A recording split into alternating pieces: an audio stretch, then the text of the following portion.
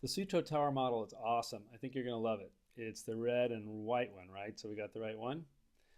For starters, we're going to need the widest triangle to form the base. It's got another triangle inside it that you need to remove before you can use it.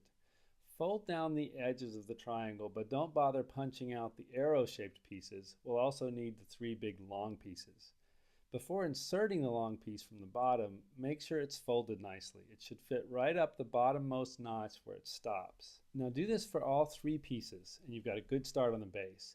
Make sure the large triangle is flush against the three lowest notches.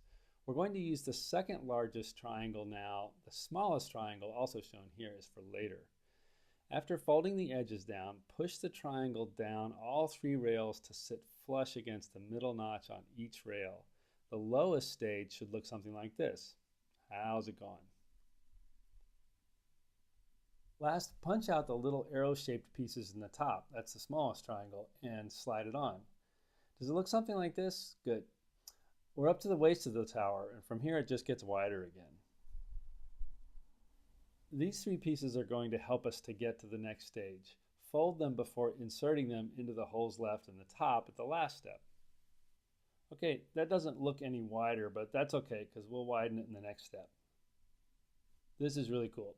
With these three trusses, once again, punch out the little arrow-shaped pieces so that they go on easily. Fold down the edges too, and they should look something like this.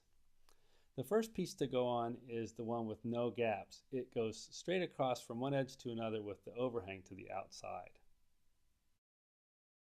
The second piece to go on is the one with the single gap. The gap fits over one of the sides of the first piece you put on. Does it look like this? Can you feel it becoming more stable as you push the vertical members out? Well, that's science for you.